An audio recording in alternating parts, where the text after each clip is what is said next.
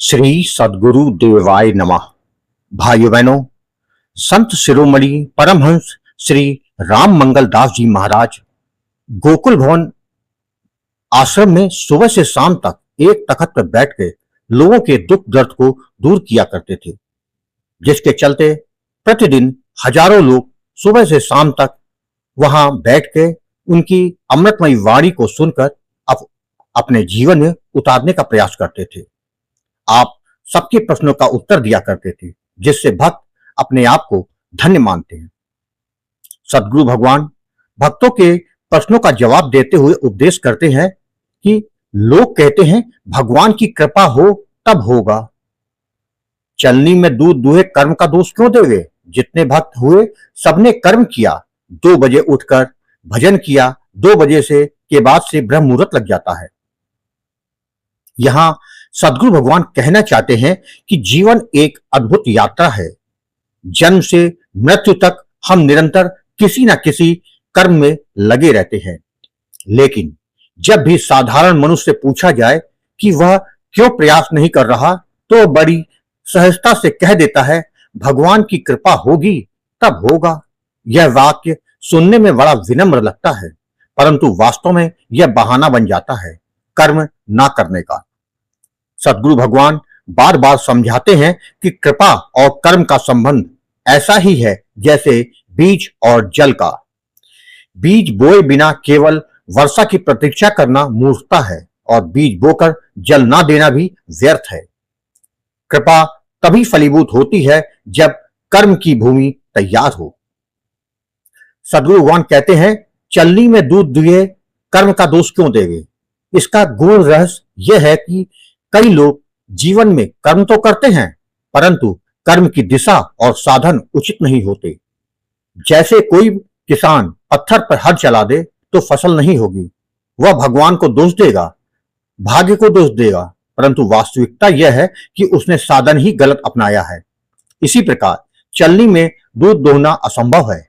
चलनी में कितनी बार भी दूध डालो वो ठहरेगा नहीं। फिर कोई यह कहे कि दूध मेरे भाग्य में ही नहीं था, तो यह अज्ञान है ना। दोष दूध का या भाग्य का नहीं, साधन का है। यह बात साधना के क्षेत्र में भी उतनी ही सत्य है। यदि हम नाम जप की महिमा सुनकर भी अभ्यास न करें, यदि हम भजन कीर्तन की बात करके भी रात देर तक केवल स्वप्न देखते रहें और सुबह तक सोते रह जाएं, तो क्या प्रभु की कृपा का दोष है? नहीं, यह तो हमारी आलस्य पूर्ण वृत्ति है। इतिहास गवाह है, जितने भी भक्त हुए, चाहे वो प्रहलाद हो, ध्रुव हो, मीरा हो, तुलसी हो या फिर चैतन्य महाप्रभु, सभी ने कर्म किया, सभी ने साधना की। ध्रुव मात्र 5 वर्ष के बालक थे, परंतु उन्होंने वन में जाकर तपस्या की। मीरा राजमहलों में रहते हुए भी रात दिन गिरधर गोपाल का भजन करती रही। तुलसीदास जी ने नाम की महिमा गाकर रामचरितमानस रचा। इन सब का जीवन इस तथ्य का प्रमाण है कि केवल कृपा की प्रतीक्षा करने से कुछ नहीं होता, बल्कि कृपा कर्म के द्वारा ही आकर्षित होती है। सद्गुरु भगवान कहते हैं कि ब्रह्म मुहूर्त वह काल है जब प्रकृति की सारी तरंगे साधक के अनुकूल हो जाती हैं। यह समय लगभग सूर्योदय से 2.5 घंटे पहले का होता है। इस समय मन सबसे शांत होता है, वायु सबसे शुद्ध होती है, वातावरण में दिव्य ऊर्जा का प्रवाह होता है। वैज्ञानिक दृष्टि से भी देखें तो इस समय मस्तिष्क की तरंगे ध्यान और जप के लिए सर्वोत्तम अवस्था में होती है। योग शास्त्र में कहा गया है कि ब्रह्म मुहूर्त में किया गया भजन 100 गुना फल देता है। भक्त लोग रात को ही संकल्प कर लेते हैं कि 2 बजे उठना है। यहां उठना मात्र शरीर का उठना नहीं होता, यह आत्मा का जागरण होता है। यही समय है जब प्रभु का नाम हृदय में उतरता है। यही समय है जब गुरु कृपा प्रकट होती है। कई लोग कहते हैं हम भी करेंगे, लेकिन समय नहीं मिलता। सद्गुरु भगवान यहां समझाते हैं कि समय किसी के पास नहीं होता, समय बनाना पड़ता है। संत कबीर ने कहा है, साधु ऐसा चाहिए जैसे सूप सुभाए, सार सार को गही रहे, थोता दई उड़ाए। साधना वही है जिसमें सार ग्रहण हो और व्यर्थ को छोड़ दिया जाए। 2 बजे उठना कठिन अवश्य है, परंतु जब आत्मा की प्यास जगती है तो यह कठिनाई मधुर लगने लगती है। जैसे कोई किसान सुबह तड़के उठकर खेत में हल चलाता है, वैसे ही साधक ब्रह्म मुहूर्त में उठकर नाम का बीज बोता है। यही बीज बाद में जीवन में सुख, शांति और दिव्य आनंद का वृक्ष बनता है। मनुष्य का सबसे बड़ा शत्रु उसका अपना आलस्य है। भगवान की कृपा तो सूर्य की तरह सब पर समान रूप से बरस रही है, परंतु जो खिड़की खोलता है वही प्रकाश पाता है।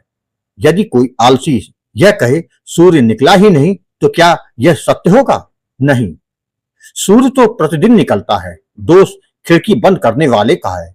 इसी प्रकार कृपा प्रतिदिन हो रही है, साधना प्रतिदिन फल दे रही है, परंतु जो मनुष्य कर्म नहीं करता, भजन नहीं करता, उसका दोष भगवान को देना अज्ञान है। हमारा जीवन केवल खाने, सोने और सांसारिक भोग में बीत जाने के लिए नहीं है। पशु भी तो यही करते हैं। मनुष्य का जो विशेष बनाया गया है वह है विवेक और भक्ति। सद्गुरु भगवान कहते हैं, मानव जीवन भजन के लिए मिला है। भजन केवल शब्दों का उच्चारण नहीं, भजन आत्मा का जागरण है। भजन से मन शुद्ध होता है, बुद्धि निर्मल होती है और हृदय में प्रेम का प्रवाह होता है। साधना के उदाहरण है, जैसे रामकृष्ण परमहंस प्रतिदिन भोर में उठ के साधना करते थे। संत एकनाथ ने पूरी रात जगकर हरि नाम का जप किया। स्वामी विवेकानंद ने कठोर तप करके ही दिव्य ऊर्जा प्राप्त की, जिससे उन्होंने विश्व को भारत की आध्यात्मिकता का परिचय दिया। इनके जीवन में से स्पष्ट होता है कि बिना परिश्रम और साधना के कृपा भी निष्फल हो जाती है। अब प्रश्न यह उठता है कि कृपा का अनुभव कैसे हो। जब साधक 2 बजे उठकर नित्य क्रम से निपटकर भजन करता है तो प्रारंभ में आलस्य आता है, नींद आती है, मन भटकता है, लेकिन धीरे धीरे जब अभ्यास बढ़ता है तब हृदय में ऐसी अनुभूति होती है कि मानो प्रभु स्वयं सामने खड़े हैं। यही कृपा है। कृपा बाहर से आकर नहीं मिलती, कृपा भीतर से प्रकट होती है। जैसे सूरज के निकलते ही अंधकार अपने आप मिट जाता है, वैसे ही भजन करते करते हृदय का अज्ञान मिट जाता है। साधना में सबसे आवश्यक 2 बातें हैं, समर्पण और निरंतरता। समर्पण का अर्थ है कि मैं केवल अपने बल पर नहीं बल्कि सद्गुरु और भगवान के बल पर साधना कर रहा हूं। निरंतरता का अर्थ है कि परिस्थितियां कैसी भी हो, मैं भजन का क्रम नहीं तोड़ूंगा। इसीलिए संत कहते हैं, नाम जपते रहो, चाहे आंसू बहे, चाहे हंसी आए, चाहे नींद आए, निरंतरता ही विजय का रहस्य है। आज की भागदौड़ भरी जिंदगी में लोग कहते हैं कि हमें समय नहीं मिलता, परंतु सच्चाई यह है कि समय की कमी नहीं, प्राथमिकता की कमी है। मोबाइल पर, टीवी पर व्यर्थ चर्चाओं में हम घंटों बिताते हैं। यदि हम उनमें से केवल 1 घंटा निकालकर 2 बजे उठ के भजन में लगा दे तो जीवन बदल जाएगा। सद्गुरु भगवान का यह उपदेश हमें जीवन का मूल मंत्र देता है कि केवल भगवान की कृपा की प्रतीक्षा मत करो, चलनी में दूध दोहने जैसी मूर्खता मत करो। जितने भी भक्त हुए हैं सबने कर्म किया, 2 बजे उठ के भजन किया, क्योंकि ब्रह्म मुहूर्त में भजन का फल अनंत गुना बढ़ जाता है। यही जीवन का सार है, यही भक्ति का मार्ग है। सद्गुरु भगवान की वाणी में यह संदेश हर साधक को प्रेरित करता है कि वह आलस्य छोड़कर कृपा की भीख मांगने की बजाय साधना का कर्म करे। कृपा तो सदैव बरस रही है, बस हमें अपने पात्र को तैयार करना है, और यह पात्र तैयार होता है ब्रह्म मुहूर्त में किए गए भजन से। अगर आपको यह वीडियो पसंद आया हो तो इसे जीवन में अपनाने का प्रयास करें, जिससे प्रभु की अनुभूति जीते जी अनुभव कर सके। वीडियो पसंद आया हो तो इसे सब्सक्राइब करें और लोगों में शेयर करें। जय जय सीताराम।